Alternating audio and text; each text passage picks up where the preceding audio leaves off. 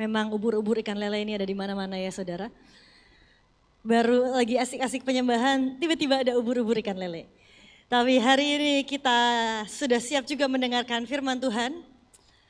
Sudah 1,5 bulan kira-kira saya nggak bicara di tempat ini saudara. Karena pas waktunya nggak pas terus, bukan karena saya sibuk banget saudara, saya belum sesibuk itu. Tapi karena waktunya nggak pas terus, giliran saya di Bali, saya kosong, pas ada pembicara tamu. Giliran nggak ada pembicara tamu di sini, saya ada pelayanan di Jakarta. Jadi pas nggak pas terus saudara. Tapi hari ini saya bersyukur, hari ini saya bisa ada di tempat ini bersama dengan saudara menyampaikan pesan Tuhan di bulan Februari ini, bulan yang penuh kasih sayang ini. Selamat bulan kasih sayang. Dan sebelum saya memulai pesan Tuhan yang akan disampaikan buat saudara, hari ini saya punya coklat saudara. Siapa yang mau coklat? Coklat di bulan kasih sayang. Hari ini saya mau kasih coklat untuk 4 orang yang beruntung. Dan saya mau kasih coklat ini, saya taruh di sini aja ya saudara. Silahkan siapapun yang mau ambil, silahkan boleh diambil. 2 di sini. Ada surat dari Tuhan Yesus, surat cinta dari Tuhan yang saya tulis dengan tulisan tangan saya yang kurang bagus. Silahkan boleh diambil. Siapapun yang mau ngambil boleh. Saya buka, silahkan siapapun yang mau ngambil coklatnya. Masih ada 3 lagi. Siapapun silahkan ambil. Selamat hari dan bulan kasih sayang. Kasih tepuk tangan dulu dong yang buat yang dapat coklat. Saudara, hari ini saya mau sampaikan juga buat setiap kita, seringkali hidup kita juga sebenarnya dengan Tuhan seperti itu. Tuhan sudah siapkan semua yang terbaik, Tuhan siapkan berkatnya, Tuhan siapkan cintanya, Tuhan siapkan semua yang terbaik. Kadangkala kita cuma butuh effort sedikit saudara untuk datang mendekat kepada Tuhan dan ambil, terima. Bagian kita cuma tinggal nerima. Tapi bahkan seringkali untuk datang mendekat pun pantat kita terlalu berat. Kita malu, kita gengsi, dan akhirnya kita berkata, udahlah Tuhan, aku tunggu tinggal buka tangan aja. Padahal Tuhan berkata, nak, semua berkatku itu semua kusiapkan untukmu. Dan semuanya unlimited. Tinggal engkau datang maju mendekat, ambil dan terima. Seringkali kita begitu mager, kita begitu malas, kita begitu punya banyak acara. Dan kita lupa untuk datang mendekat kepada Tuhan. Dan saudara, yang tadi di depan ada Kak Diana yang duduk di depan, punya chance lebih besar untuk mendapatkan. Meskipun di belakang ada Cimikan dan Dr. Steve yang begitu menggebu-gebu melihat coklat saudara. Tapi saat kita dekat dengan Tuhan, kita punya peluang yang lebih besar. Datanglah mendekat dan stay di dekat Tuhan. Karena di sanalah sumber semuanya saudara. Sumber pengharapan, sumber hadiratnya, sumber kekuatan, dan bahkan juga sumber berkat. Dan yang paling receh, sumber berkat secara ekonomi juga ada. Tapi itu buat Tuhan paling receh di antara semuanya. Berkat sukacita buat Tuhan itu jauh lebih berharga. Berkat keharmonisan buat Tuhan itu jauh lebih berharga. Berkat yang namanya hidup yang bergairah itu jauh lebih berharga. Tapi seringkali yang kita pandang paling berharga adalah berkat ekonomi, berkat uang. Meskipun ada juga, tapi itu yang paling receh. Tapi seringkali kita nggak datang mendekat kepada Tuhan. Di bulan penuh kasih sayang ini saudara. Biar di bulan ini kita datang mendekat pada sang sumber kasih. Biar kita datang mendekat pada sang sumber cinta. Saat kita datang mendekat, disitulah kita akan dapatkan segala yang kita butuhkan. God is enough. Jesus is enough. Dia lebih dari cukup buat setiap kita. Amin. Hari ini kita mau belajar sebuah firman Tuhan. Temanya adalah dicintai dan mencintai. Dicintai dan mencintai. Siapa di sini yang pernah mencintai seseorang? Boleh angkat tangannya. Yang nikah belum gak angkat tangan, diragukan cintanya. Setiap kita pernah mencintai. Tapi belum tentu setiap kita pernah merasa yang namanya dicintai. Tapi hari ini kita mau bahas di bulan kasih sayang ini untuk yang namanya dicintai dan mencintai. Khususnya adalah dicintai oleh Tuhan dan mencintai Tuhan. Kita buka firman Tuhan terlebih dahulu, Matius 12 ayat yang ke-30. Saudara, inilah hukum yang terutama. Kata Tuhan, inilah hukum yang terutama. Matius 12 ayat yang ke-30 kita baca sama-sama ya saudara. 1, 2, 3. Kasihilah Tuhan Allahmu dengan segenap hatimu dan dengan segenap jiwamu dan dengan segenap akal budimu dan dengan segenap kekuatanmu. Saudara, firman Tuhan berkata, Tuhan Yesus berkata bahwa hukum yang terutama itu adalah untuk kita mengasihi Tuhan. Hukum yang terutama itu bukan tentang kita pelayanan, itu bukan tentang kita melakukan A, B, C, D, bahkan bukan tentang penginjilan. Tapi hukum yang terutama adalah kasihilah Tuhan Allahmu dengan segenap hatimu. Mencintai Tuhan, mengasihi Tuhan adalah hukum yang terpenting, hukum yang terutama. Tapi saudara, banyak orang punya fokus, aku mau mencintai Tuhan. Aku mau mencintai Tuhan. Yes, bagus. Tapi saudara, berapa banyak yang mereka berusaha mencintai Tuhan. Tapi pada dasarnya mereka tidak pernah merasa dicintai oleh Tuhan. Hari ini kita mau belajar tentang mencintai bukan supaya, tapi mencintai karena. Saudara, kita mencintai Tuhan bukan supaya aku diberkati. Kita mencintai Tuhan bukan supaya aku hidup enak. Kita mencintai Tuhan bukan supaya A, B, C, D punya banyak list permohonan. Dan kita bilang, I love you Tuhan. Ini listnya kapan dikabulkan. Tapi kita mencintai Tuhan karena Dia sudah terlebih dahulu mencintai kita. Saudara, ternyata sebuah perasaan dicintai itu sesuatu yang sangat penting saudara. Saya belajar saudara, saya punya anak, saya banyak nonton video-video tentang parenting. Tentang bagaimana menjadi orang tua, meskipun itu semua teori panjang lebar. Begitu menghadapi anaknya kadang-kadang tetap VOC juga saudara. Tetap juga katanya kalau di parenting kan, kalau anak lagi tantrum nangis, kasih tahu baik-baik. Nanti mereka akan bisa mendengarkan. Saya kasih tahu baik-baik dari saya duduk, saya ajak ngomong, Jova, saya coba bisik-bisik saudara. Jova, jangan marah-marah, jangan teriak-teriak, wah marah-marah dia, we. Setengah jam saya tungguin, saya ajak baik-baik, saya ngomong baik-baik, tetap nangis saudara. 40 menit saya tungguin, saya ajak baik-baik, gini loh mama jelasin. Entah kenapa anak saya kalau begitu lagi nangis heboh, gak mau dengerin siapapun. Sampai akhirnya saudara, akhirnya saya bingung ini harus gimana. Ini diomongin baik-baik gak mau, aku peluk, katanya harus dipeluk biarkan dia merasakan kasih sayang. Saya peluk saudara, tetap nangis. Saya coba gendong, tetap nangis. Akhirnya saudara, saya acting, saya bentak juga saudara. Saya bentak juga, akhirnya saya bilang, coba diam, saya bilang gitu. Dengerin gantian mama yang ngomong. Baru mamanya ngomong pelan-pelan saudara. Tapi saudara, semua ada teorinya yang panjang dan lebar. Tapi pada realitanya seringkali juga tidak semudah itu saudara. Saudara, tapi saya belajar. Bahkan ditulis seperti ini kalau di website ya saudara.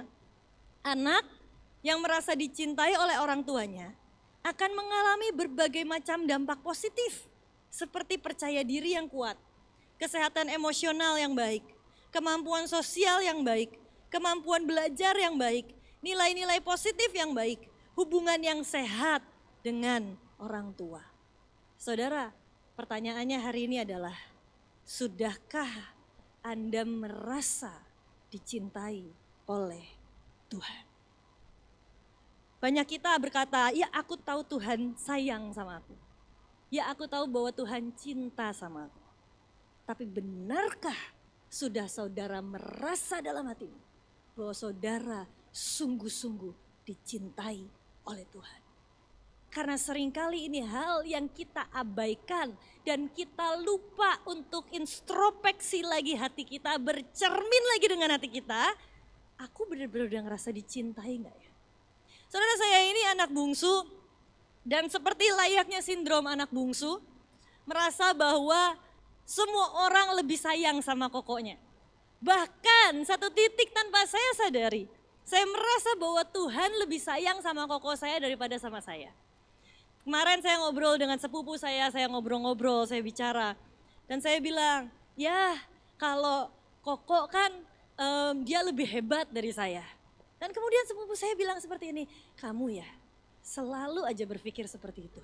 Padahal kalau kamu lihat hari ini, dia gak lebih hebat loh dari kamu loh. Saya bilang sama sepupu saya, ya soalnya aku selalu ngerasa bahwa dia tuh lebih hebat. Dan dia bilang, kamu selalu ngerasa seperti itu. Karena seringkali saya tidak merasa dicintai oleh Tuhan. Karena saya berpikir, oh Tuhan lebih sayang dia, Tuhan lebih sayang dia, Tuhan lebih sayang dia. Tapi penting untuk kita tahu bahwa Tuhan itu sama sayangnya dengan dia, sama sayangnya dengan kita. Tuhan sayang dengan saya, dengan Tuhan sayang dengan saudara, sama. Gak ada yang paling dikasihi oleh Tuhan. Tuhan sayang dengan setiap kita. Penting untuk kita merasa dicintai oleh Tuhan. Nah, kita mau belajar dari seorang murid Yesus yang sangat pede luar biasa. Yohanes 13 ayat 21 sampai 23. Setelah Yesus berkata demikian, ia sangat terharu lalu bersaksi, aku berkata kepadamu sesungguhnya seorang di antara kamu akan menyerahkan aku. Ayat yang ke-22. Murid-murid itu memandang seorang kepada yang lain, mereka ragu-ragu siapa yang dimaksudkannya. Seorang di antara murid Yesus itu yaitu murid yang dikasihinya, bersandar dekat kepadanya di sebelah kanannya. Saudara, kalau saudara baca ayat ini itu ditulis oleh Yohanes sendiri, saudara. Dia itu menulis sebuah kitab dan dia memposisikan dirinya sebagai orang ketiga yang melihat kayak orang bayangan yang melihat dirinya sendiri. Dan hari itu dia bilang, dia tulis di kitab itu, dia bilang seorang di antara murid Yesus, yaitu murid yang dikasihinya itu siapa? Dia sendiri, Yohanes sendiri. Ini orang pedenya minta ampun. Tapi saya mau bilang saudara, kalau pede confident-nya adalah karena kita merasa dicintai oleh Tuhan, itu sebuah confident yang baik, itu sebuah confident yang bagus. Kita perlu untuk merasa dicintai oleh Tuhan. Tuhan cinta sama kita, tapi belum tentu bahasa kasihnya terdengar begitu manis di telinga kita. Karena saya ini seperti tadi yang saya ceritakan, saya ini punya koko yang saya merasa dia lebih baik segalanya daripada saya. Padahal kalau benar-benar dibandingin poin per poin, ya saya pede lebih baik sih saudara, harusnya. Karena secara akademis saya lebih baik dari koko saya. Secara nyanyi saya meskipun jelek, tapi koko saya asli jelek banget. Jadi masih lebih baik lah. Jadi ada banyak hal yang sebenarnya kalau di-compare, ya sebenarnya saya nggak kalah gitu istilahnya gitu. Tapi dasar sindrom anak bungsu merasa bahwa role modelnya adalah kokonya. Yang role modelnya yang lebih hebat, yang lebih baik adalah kakak saya. Apa yang terjadi saudara? Saya itu selalu merasa bahwa papa saya itu lebih sayang sama koko daripada sama saya. Dari kecil. Sekarang udah enggak, sekarang saya udah tahu bahwa itu semua salah. Tapi dari waktu kecil saya selalu merasa bahwa papa lebih sayang koko daripada saya. Apa yang terjadi saudara? Setiap kali papa saya ini ngomong sama saya, El, papa bangga loh sama kamu loh. Kamu tuh hebat, kamu tuh bisa kayak begini, kamu bisa kayak begini. Kamu tuh hebat, papa tuh bangga sama kamu. Tapi setiap kata-kata cinta itu terdengar di telinga saya seperti sebuah kata-kata gombal. Terdengarnya di telinga saya seperti papa cuma pengen bikin saya terhibur doang. Karena sebenarnya yang papa banggakan tuh cuma koko bukan aku. Dan itu terus muncul dalam hati dan pikiran saya. Kenapa? Karena pada dasarnya saya tidak merasa dicintai oleh papa saya. Saya merasa bahwa papa saya lebih cinta, lebih sayang, lebih bangga ke koko saya daripada saya. Padahal mungkin kalau ditanyain, hari ini saya bisa pede, mungkin papa saya ya kalau sayang manja lebih sayang sama saya lah. Tapi koko juga semua orang tua pasti ada sayang beda-bedanya. Tapi saudara, saya mau bilang seringkali karena kita ini pada dasarnya meragukan kasih Tuhan buat kita. Bahasa cintanya Tuhan terdengar jadi seperti sebuah gombalan di telinga kita. Saat Tuhan mencintai engkau dengan sebuah proses, kita gak bisa melihat itu sebagai sebuah kasih dan cinta dari Tuhan. Bahasa cinta itu diterjemahkan dan terdengar berbeda di telinga kita. Karena pada dasarnya kita merasa Tuhan lebih sayang dia. Tuhan lebih sayang keluargaku yang ini. Tuhan lebih sayang sama dia. Buktinya dia lebih diberkati. Buktinya dia lebih diberkati. Hari ini penting untuk kita merasa dicintai oleh Tuhan. Seperti Yohanes, saudara. Bayangin saya waktu baca ini ya saudara. Saya kayak agak geli sejujurnya saudara. Bayangin saya nulis buku tentang diri saya sendiri. Dan saya tulis buku tentang diri saya sendiri. Seorang hamba Tuhan yang sangat dicintai oleh Tuhan. Yang sangat diurapi. Saya muji-muji diri saya sendiri saudara. Kan geli gitu rasanya saudara. Tapi itu yang Yohanes lakukan. Yohanes nulis buku, kitab tentang dirinya sendiri. Dan dia sebut dirinya sendiri sebagai murid yang dikasihi Tuhan. Tapi saudara hari ini, milikilah pede yang seperti ini saudara. Saudara kalau saudara dasarkan percaya diri saudara dengan kemampuan saudara, itu salah. Tapi kalau saudara dasarkan percaya confidence saudara pada kasih Tuhan karena dia mencintai kita. Itu adalah sesuatu confidence yang benar. Karena itu jadi God confidence, bukan self confidence. Saudara, dan saat engkau tahu rasanya menerima cintanya Tuhan. Dan engkau rasa begitu dicintai oleh Tuhan. Gak akan ada pertanyaan dari hatimu yang mempertanyakan kenapa ini gini, kenapa ini gini, kenapa ini gini. Karena engkau tahu persis orang yang sedang handle dan taking care of your life. Dia cinta dan dia sayang dengan engkau. Dan tidak perlu diragukan lagi. Saudara, saya tahu bahwa engkong saya ini sayang banget sama saya. Satu waktu engkong saya ini bilang waktu itu tangan saya retak saudara. Waktu itu saya jatuh, waktu masih kecil tangan saya retak. Tangan saya retak dan tumbuhnya karena saya nggak mau digips waktu itu tumbuhnya nyengsol saudara, tumbuhnya miring. Jadi waktu itu saya datang ke dokter, di ronsen, dilihat dan dokter bilang bahwa ini harus dioperasi, harus dipen, harus dipatahin ulang, terus disambungin lagi di pen karena tumbuhnya miring. Kalau dibiarin seperti ini terus akan ada benjolan kayak tulangnya benjol ke samping dan akan cacat lah istilahnya, nggak bisa angkat tangan dengan maksimal dan sebagainya. Begitu pulang, engkong saya bilang sama saya, El, kamu harus dioperasi. Hari itu saudara, saya takut dengan yang namanya meja operasi. Waktu itu saya masih umur berapa belas lah. Saya takut dengan meja operasi.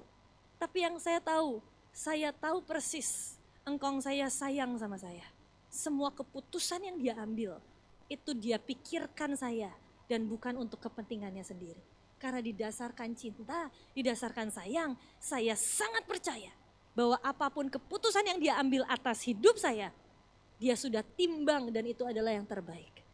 Dan atas dasar itu saya nggak tahu resikonya apa, saya nggak tahu konsekuensinya apa, saya nggak tahu akan sakitnya seperti apa. Tapi hari itu saya langsung mantap, oke Kong, kalau engkong bilang seperti itu, aku operasi. Karena saya tahu betul saya dicintai oleh engkong saya.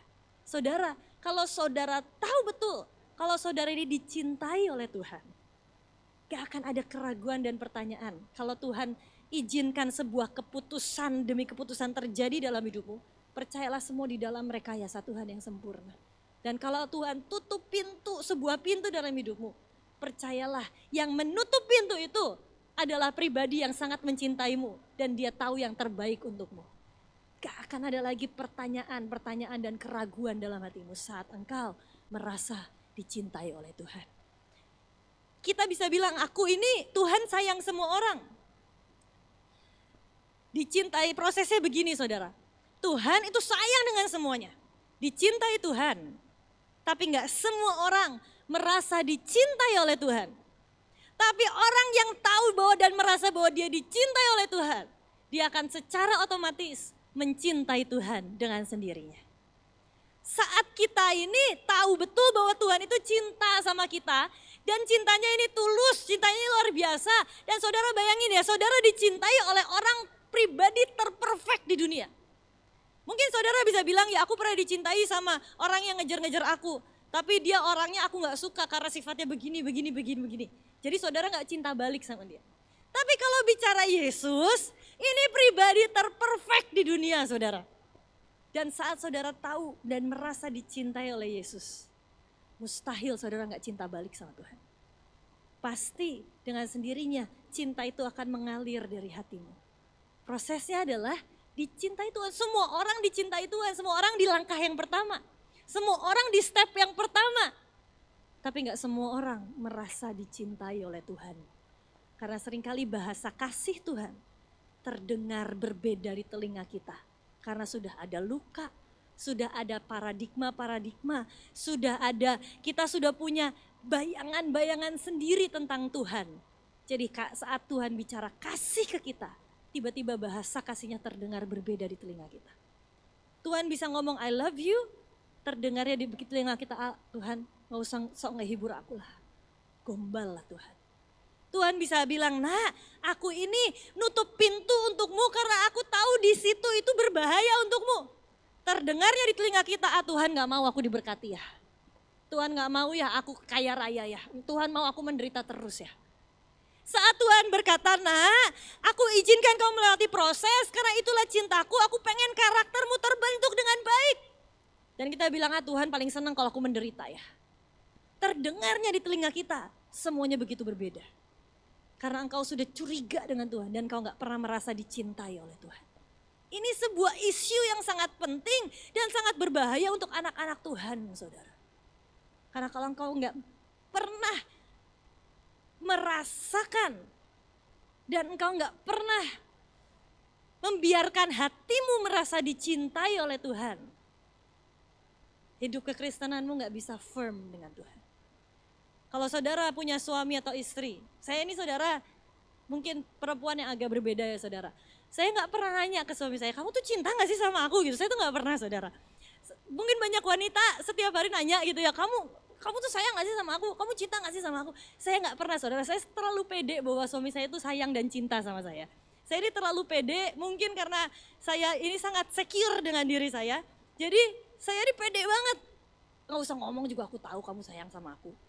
Gak apa-apa gak usah ngomong, aku tahu kamu cinta sama aku. Suami saya jarang ngomong I love you. Tapi saya gak mempertanyakan itu, saya gak pernah mempermasalahkan itu. Gak pernah saya tanya, kamu kok gak pernah bilang I love you sih sama aku sih, gak pernah. Bahkan mau dia marah sama saya pun, saya sangat pede bahwa dia sangat mencintai saya saudara. Tapi karena saya merasa mengizinkan hati saya, merasa dicintai. Berapa banyak dari kita menutup hati begitu rapat, dan tidak pernah membiarkan hatimu merasa dicintai oleh Tuhan.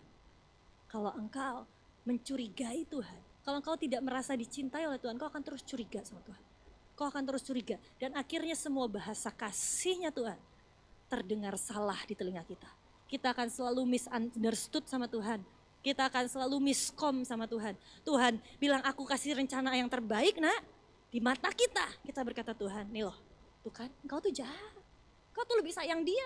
Lihat, kita memulai bersama-sama. Dia udah jadi apa sekarang? Aku masih di sini-sini aja. Padahal dia bukan anak Tuhan. Aku yang selama ini sama engkau Tuhan. Dan engkau gak berkati aku. Terdengarnya di telinga kita. Begitu mengerikan. Saya saudara, waktu mama saya meninggal, papa saya masuk penjara. Kita kumpul bareng om tante-tante saya saudara. Ada adik kakak dari papa saya. Dan akhirnya mereka berkata, kasihan ya karena ALB Fis gak ada papa mama. Jadi mulai sekarang biar mereka panggil kita papa dan mama. Jadi akhirnya saya panggil semua om tante saya itu papa dan mama. Karena mereka bilang, udah biar mereka ngerasain rasanya punya papa dan punya mama. Biar panggil kita papa dan mama. Saya panggil mereka papa dan mama. Tapi yang saya gak tahu adalah saya pikir saya panggil mereka papa dan mama, itu bikin saya secure.